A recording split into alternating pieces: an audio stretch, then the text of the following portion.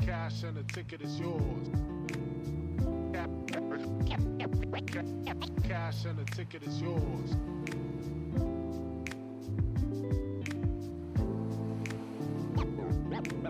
Yo.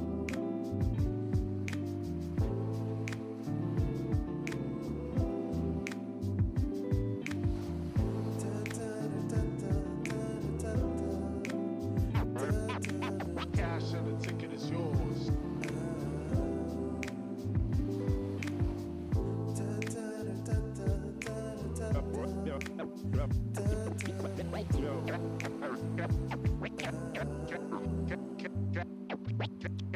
Cash and the ticket is yours.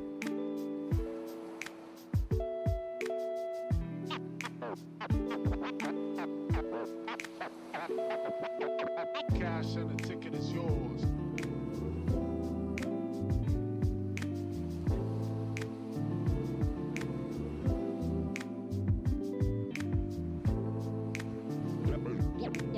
Yo.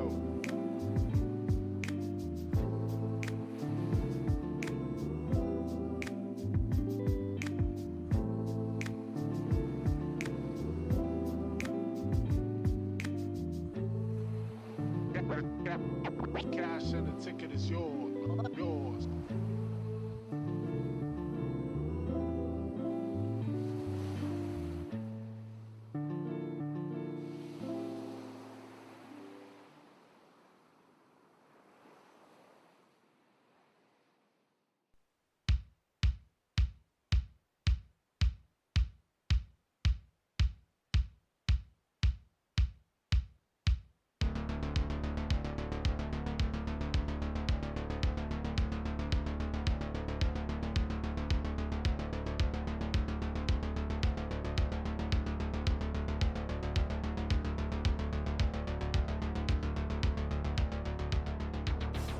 Welcome back. It's a brand new season of CGL. This is just an absolute treat. These players are so damn good. The talent on these teams is undeniable. Everybody on every team right now is making plays. It's going to be an exciting start to the season, and it'll just get better from here on out. We're about to step to a whole new era of Overwatch esports. So much exciting action is happening here on CGL that you do not want to miss. Look who's starting it all off, it's Raven. No one necessarily figure out what is the right way to go just yet. What a nice roll through from Peyton. It's just gonna solidify everything within those. Does come back and Arsario gets the mech, but I don't need a mech. I'll kill 4 anyway. This is just a highlight reel for Arsario right now. They're making a statement in the EU Masters here. This patch is still incredibly fresh. There's so much to learn, so much to change about the way we play the game. NKC with the shatter is colossal. Let's get it going. Trades keep coming through. Lores, you're gonna be able to find these shots true.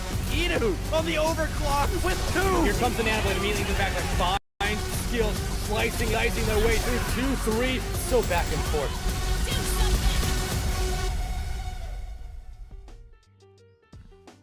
Here with a new season, here with some new teams, here with some new diamonds, and here with some old faces. Welcome to season 17 of CGL. My name is K-Wing, and I'm here with Shadowfang. And Shadowfang, we are hopping into it fresh as can be, like the first day of spring, that level of fresh. Getting into it, and we in season 17, week 1, a whole new season, a whole new CGL. Oh, yes, absolutely. Brand new season, but I believe both of these teams were here last season in the Diamonds here. I know at least the Falcons were. I'm trying to remember if the EIG Scouts were, but if they weren't, still, it's a good... I think my prediction here today is we're going to have a really solid match because I know BGSU was like kind of a mid-table team last year for the Diamonds here, and I would expect this EIG Scouts team just preliminarily to be somewhere in that same sort of ballpark. So I'm expecting a highly competitive match here tonight, And I am, it's a good first match to show off what the Diamond tier is going to have for us this season.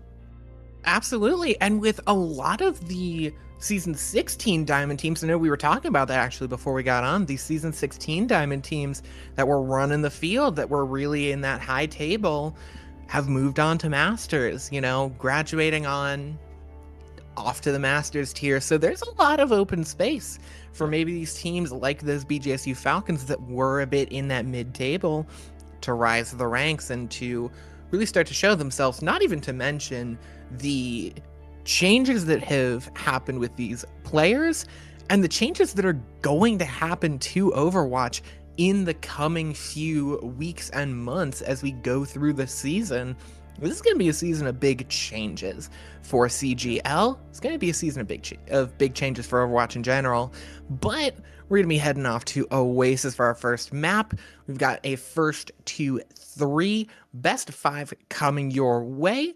Starting off with Oasis, and of course, it's loser picks map.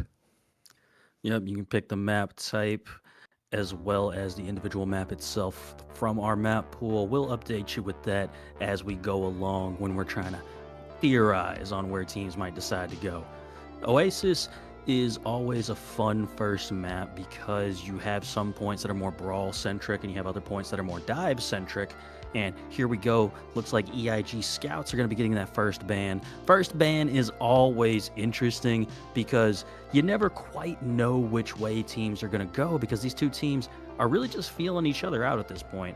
So if you're EIG, I think your best play here is to just get rid of something that you don't really want to play against, right? So maybe you don't want to deal with Symmetra, generally speaking. You're just like, I don't like Symmetra. Or maybe you're a Winston team, you don't want to deal with Diva. You have options of that nature. So what are you thinking here, K-Wing? I mean, I think they're probably going to have to go for something very bold. I think they'd probably go for something to shut down, like, maybe even a whole style of play. We've got the ban in for EIG, and it's going to be the Tracer getting banned out first.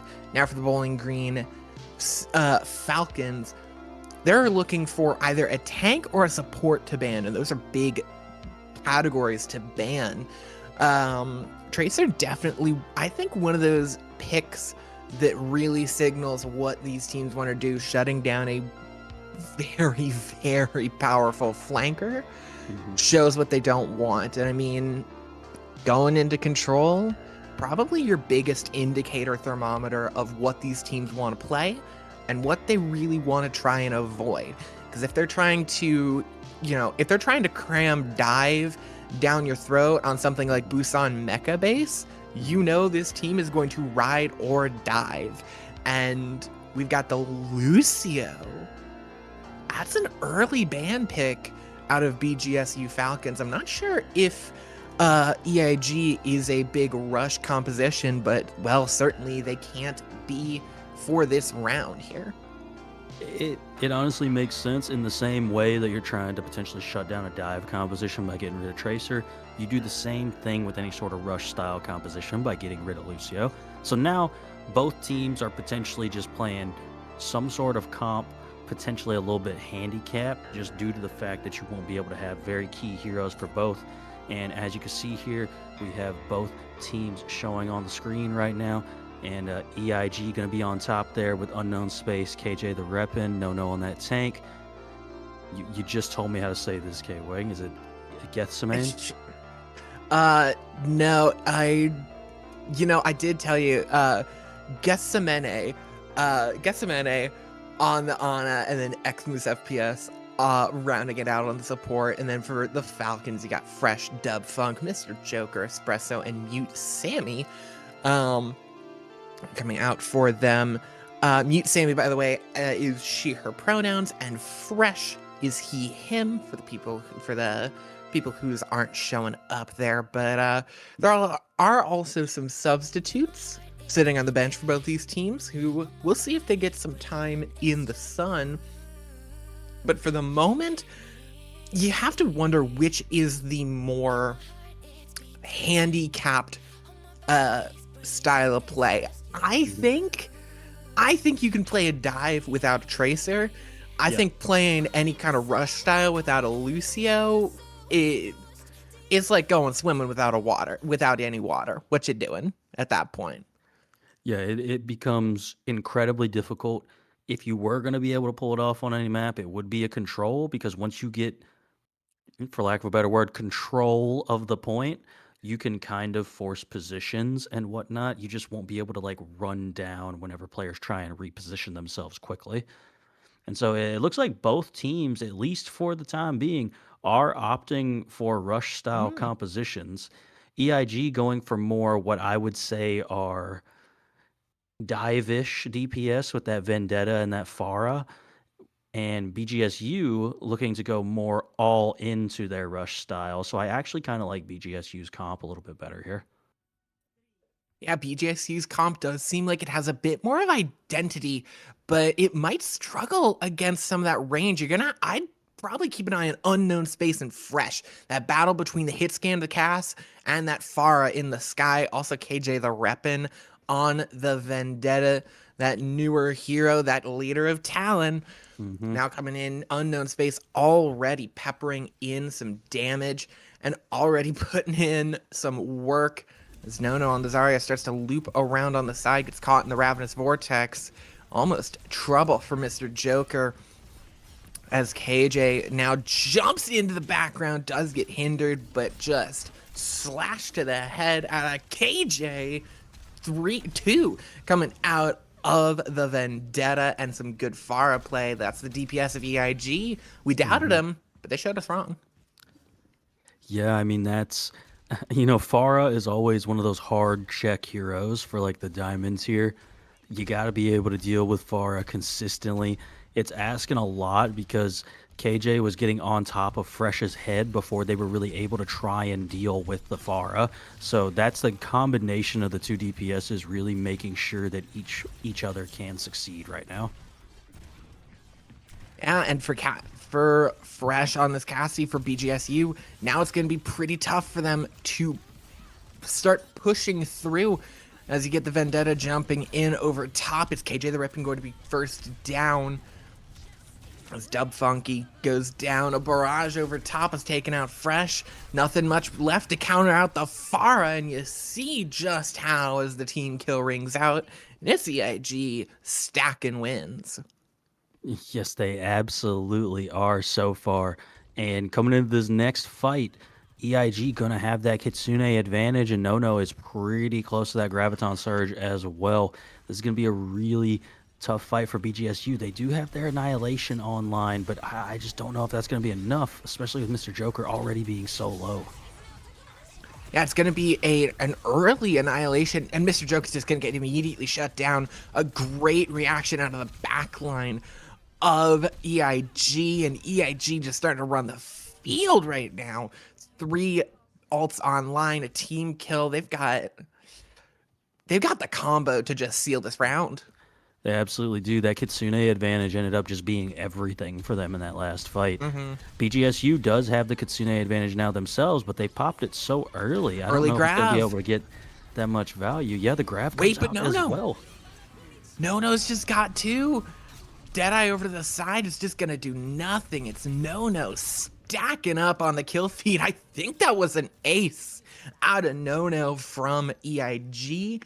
That is going to be a solid round 1 out of the scouts. They've clearly seen enough.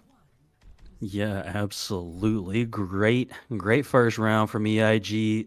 Just not really ever allowing BGSU to get any kind of setup going. Not allowing Fresh to really sit there and just shoot at their Pharah of Unknown Space. And, when the Pharah can just reign supreme like that, it's an obscene amount of damage that's going into your backline at all times. And BGSU pulling out a Roadhog potentially here, where we're seeing a Roadhog sighting in 2026. I don't know. I'm excited to see where this goes. I'm not sure how you're going to be able to really get many hooks off here, but we'll see what BGSU can do with it. I mean, I don't know. I thought it was bait. I'm going to be honest. I thought it was bait, but it appears to be real, a real Roadhog sighting at 2026 in the year of our Lord. I mean, time will tell. Maybe we'll be eating our words in about a couple minutes, but Fresh just shuts down the Pharah early. That's a good adjustment. Switching to some more hit scan power on the Ashe, as Dubfunk though gonna go down on the side of the Falcons, making it even 4v4 as Nono starts to rush in. Suzu out. Does have to roll back. Gonna be in a bit of trouble against this Roadhog in very close quarters. Is now Fresh looking for unknown space again up in the air, but has to deal with that Vendetta getting up in their face. Dubfunk on this Sojourn, trying to get a long angle, but with this Vendetta just closing the distance, it's really, really tough as the scouts have already taken past 30%. KJ finally going to go a bit too close to the sun with that Vendetta. A little bit of feast or feed there, as I've seen on that hero so far, but Mr. Joker close up to the whole hog as the grab goes out, catches 3 in the middle. Does have enough follow-up as that grab goes off, and scouts a long fight, but a fight they are happy to square away. 50% and climbing, and a team kill rings. Oh, I mean, great plays there all around from EIG. And again, it's just unknown space. If unknown space is just allowed to be in the sky shooting off these rockets, you know, the players of BGSU are going to die very quickly. Those rockets do a lot of damage. Now, BGSU is coming in with every ultimate but the overclock available to them here. So they need to just make sure they do not over-ult this fight, because they're going to need a lot of them as Bob comes in. Early Bob and the Kitsune Rush is a whole hog as well. That's 3 ults getting thrown in, and they'll get that fight win off the back of it. No investments out of scouts, but they're still about even in that ult economy, though. Yeah, absolutely. The big key difference here is EIG has their Kitsune Rush while BGSU has used theirs already. And we both know how powerful that Kitsune Rush can be. It can do a lot of work. Luckily, you don't have to deal with like a Reaper or anybody that's like super cooldown heavy out here, though. So maybe you can live through this Kitsune Rush if you can just kite back a little bit. Yeah, but then what do you do to deal with Moose FPS's Orbital Ray? At that point, you use a lot of your resources, then you got the Orbital Ray, and they just walk on you, and it might be curtains for the Falcons. They got to pull out something crazy here. Probably with the Nano onto that Sojourn, see a early overclock, maybe some hope for the Falcons, but they need a big play and some miracle. The scouts taking their time with a long rotation. Unknown sees the Ana, is gonna find her. Mute Sammy going to be taken down, and the Falcons just dissected by unknown space. Espresso and Mr. Joker gonna fall, and only the Orbital Ray needed. They keep the Kitsune. Brutal. I mean, that's just great map knowledge and movement from EIG, right? They managed to not use any ultimates in the process of taking that point, and they end up taking the map too off of that fight. I mean, just in honestly pure dominant fashion. You know, BGSU won a couple fights there on map point number 2, but it was primarily all EIG for this entire first map. It was all EIG all the time, and I mean, just look at that. Jumping into the side, a great barrage, quick in, and a great finisher onto Espresso. It's good projectile aim, it's good ability usage, and honestly, it's a solid Pharah performance, and it is an exclamation mark on the list of things that BGSU need to address when you're talking map pick, when you're talking bans, because crucially, at what point do you say, no, you don't get to play the Pharah anymore, I'm not letting you, banned, my good man. At what point do you do that? At what point do you pull that ripcord going forward? So map picks, bans, and hero choice are all going to have to come together, coalesce into some way of shutting down that Pharah. Yeah, this is an interesting point to be at, right? Because you could go with like a push or a flash point and then proceed to ban the Pharah, or you could go with a hybrid or an escort where I don't think Pharah is nearly as good and don't ban the Pharah. I think that's really your two biggest options you have right here. And based on what I just saw from BGSU, I get the feeling they're going to pick like Suravasa and ban Farah. That is my preliminary prediction here. I just want to get that out in the air before it actually happens. Yeah, that's true. In terms of your Flashpoint maps that you have the pick for, you have Altus, New Junk City, Suravasa. I think, yeah, if you pick Suravasa, Farah is a pretty solid force there. And maybe the Suravasa pick to ban Farah. But to be fair, maybe it's a bit of an overreaction. Maybe they just think that they can handle it with some hero plays, with some compositional swaps, with some more hit scan. So maybe they're going to pick a map that they're more comfortable with, try and hop over to a good old reliable when you talk about like one of your escort or your hybrids. Maybe Farah's not as good on. Like you said, we'll just have to see as those picks come through and as these teams deliberate. Yeah, absolutely. We do have a ton of different options here. BGSU really just needs to get something positive going for them. So you might even just go with like a King's Row just to pick something you're very, very familiar with playing, because you didn't really have too many moments that you can take out of that first map positively, right? So you need to get the momentum swinging in your favor in some capacity. So whatever map you're the most comfortable on, maybe you're the dive team, right? Maybe you just go Gibraltar. You know, you force Gibraltar early, and maybe you're a Winston team, so you ban the Diva, you force the Winston mirror, right? Like, that's something that you can also opt for in this instance. Or maybe you're a Diva team and you don't want to play against Winston, so you ban the Winston. You know, whichever way you want to do it, if that's the type of team you are. Or, you know, you can be a Brawl team, try and force a Brawl comp on a map like a King's Row, or any one of the Flashpoint maps, like I was saying before. That's really, I think that's going to be your best potential way to get something positive going for your team here. Yeah, I agree. And I think that as you're looking forward, maybe you look at